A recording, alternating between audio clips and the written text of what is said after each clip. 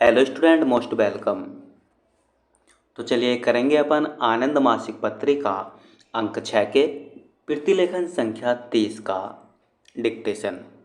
Dictation लिखने से पहले इसमें आने वाले कुछ हार्ड वर्ड और वाक्यांश की आउटलाइनों पर एक नज़र डाल लेते हैं।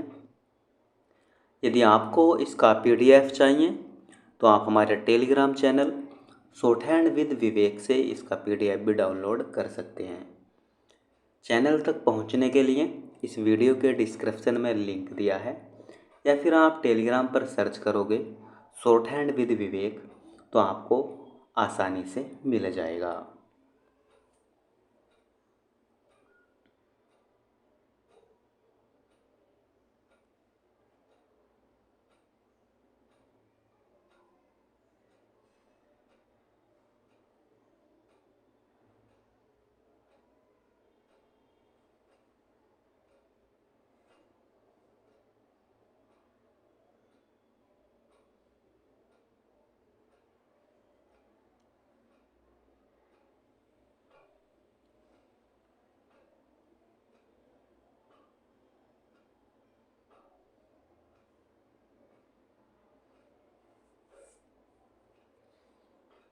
तो चलिए लिखते हैं इसका डिक्टेशन।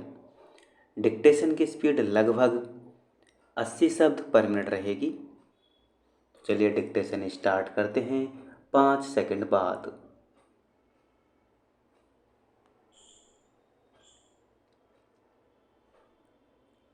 महोदय, अच्छी फसल इसलिए हुई कि एक कार्यक्रम बना, घनी खेती का और दूसरे साधन हमारे किसान भाइयों को मिले।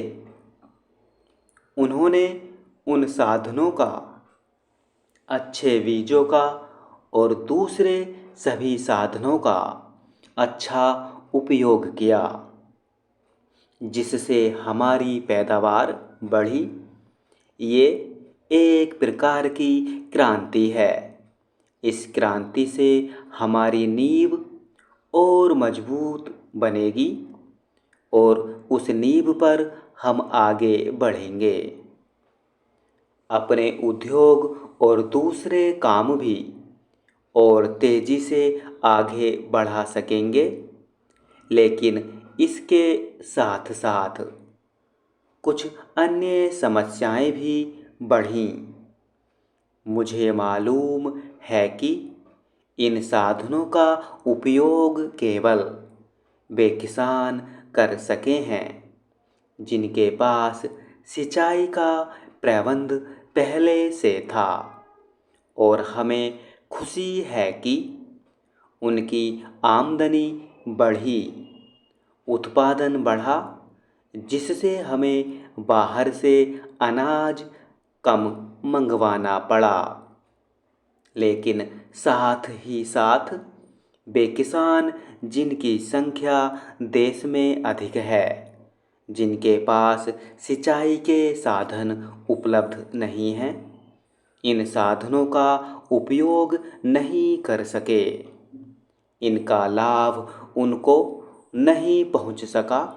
इसलिए इन दोनों, सिंचाई वाले और सूखी खेती वाले किसानों के बीच का जो अंतर बढ़ा है, इसको हमें देखना है, और इस संबंध में हमको पूरी कोशिश करनी चाहिए कि जो सूखी खेती वाले हैं, कैसे उनके पास शीघ्र से शीघ्र सिंचाई और दूसरे साधन पहुंच सकें, जिससे वे भी उत्पादन बढ़ा सकें। देश को मजबूत बनाने में, देश को अनाज देने के काम में वे भी भाग ले सकें, और अपने जीवन को वह इस तरह से सुधार सकें। खेती के उत्पादन पर हमारे उद्योग भी काफ़ी निर्भर हैं। खेती का उत्पादन अच्छा होने का थोड़ा प्रभाव हमारे उद्योगों पर भी आया है और हमें आशा है कि हम उस दिशा में भी आगे बढ़ेंगे। पिछले वर्ष मैंने आपसे कहा था, अंधेरी रात के बाद प्रभात अवश्य आता है, और ऐसा ही हुआ। अंधेरे में सब अब हम निकल रहे हैं। हमारी सब समस्याएं ठीक नहीं हुई, लेकिन हमें उजाला दिख रहा है, और अगर हम उसकी तरफ मजबूती से बढ़ते रहे तो एक नया जीवन अपनी जनता के लिए जल्द बना सकेंगे। जैसे जैसे हम बढ़ते हैं, वैसे वैसे नई मांगें भी बढ़ती होती हैं। आजकल बहुत से गुट और संगठन हैं जिन्होंने अपनी मांगें प्रकट की हैं, और उनमें से बहुत सी मांगें ठीक भी हैं, उनको पूरा करना चाहिए। लेकिन हमें यह भी सोचना है, चाहे मजदूर हो, अध्यापक हो या दफ्तर में काम करने वाले हों, कि उनके साथ कुछ संगठन हैं।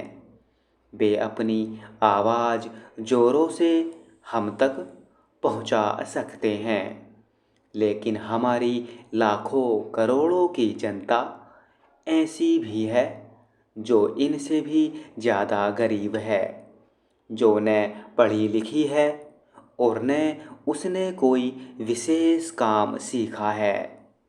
उनकी आवाज़ कौन उठाएगा?